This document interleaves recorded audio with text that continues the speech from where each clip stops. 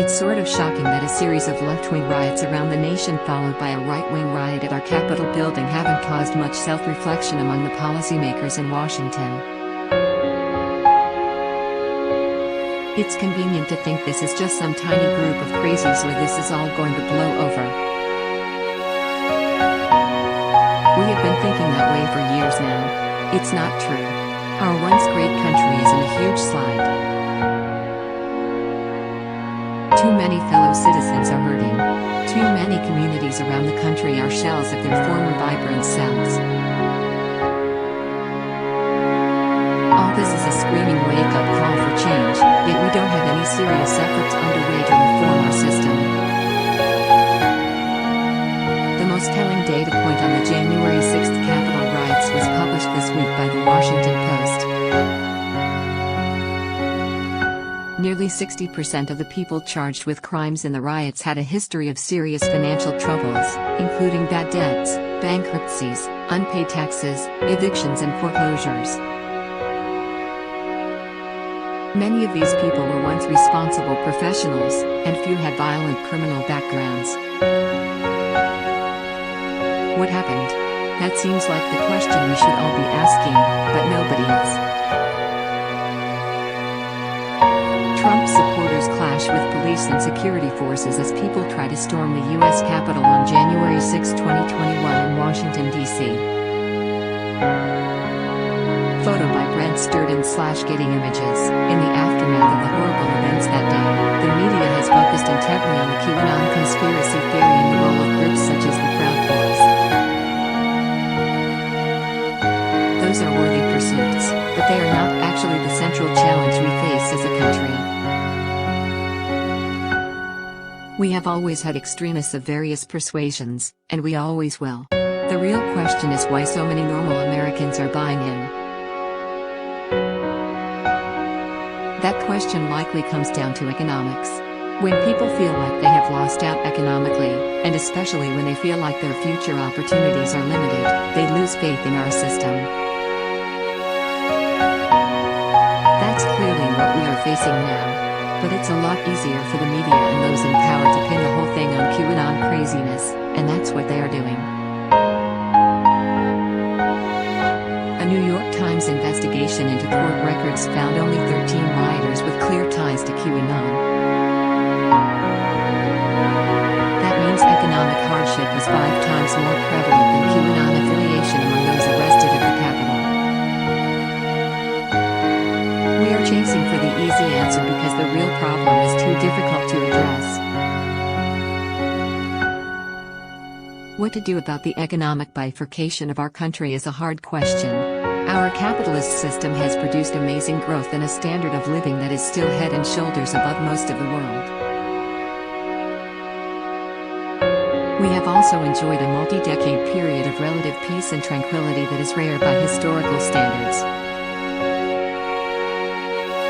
We should be really careful before making changes, yet something is clearly off.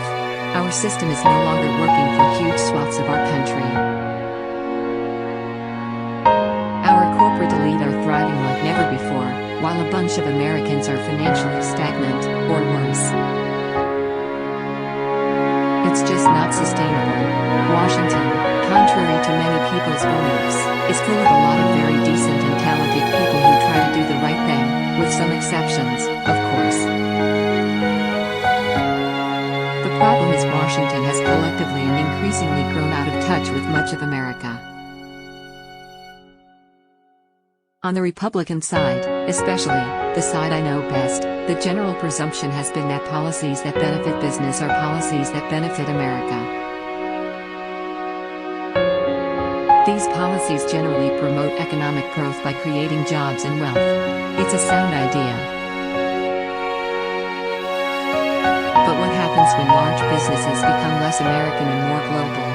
What happens when business growth or profit is more dependent on a market like China's than on our own? Do the policies that help businesses thrive in China necessarily benefit everyday Americans? These are questions we have not adequately addressed. These questions have become more urgent as Washington has become more defined by the needs of the financial and multinational companies that dominate it. With the majority of those leaving Congress, and the vast majority of highly influential senior congressional staff, now going into this booming influence industry, it's reasonable to ask whether public service is becoming, for many, just a tryout for a lucrative career in the influence business. We are well past the days when John Adams and George Washington returned home to their farms. Nobody leaves anymore. It's a real problem. A National Park Service worker mows the lawn at the White House in Washington, D.C. on January 18, 2021. Photo by Manderlin/AFP via Getty Images. Solving these problems is not easy. Hasty solutions may do more harm than good. We still have a lot to lose. But if anyone doesn't see these past few years, and especially these past few months, as an urgent wake-up call, then it's not clear they ever will, certainly not before it's too late. For starters, we need to face the reality that Washington policy is too tied to multinational corporate interests and too divorced from everyday American realities. The opioid crisis completely ravaged huge swaths of our country before anyone in power even took notice. That doesn't happen in a well-functioning political system. It's easy to make fun of the crazies, and there were a lot of them at the Capitol on Jan. 6, but we should instead use this wake-up call to look inwardly at our government and how it can better serve the needs of regular Americans. Neil Patel co-founded the Daily Caller, one of America's fastest-growing online news outlets, which regularly breaks news and distributes it to over 15 million monthly readers. Patel also co-founded the Daily Caller News Foundation, a non-profit news company that trains journalists, produces fact checks and conducts longer-term investigative reporting.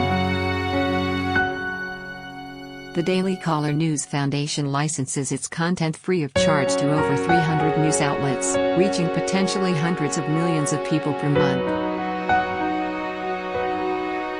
To find out more about Neil Patel and read features by other creators, writers, and cartoonists, visit the creator's website at www.creators.com. Copyright 2021 Creators.com.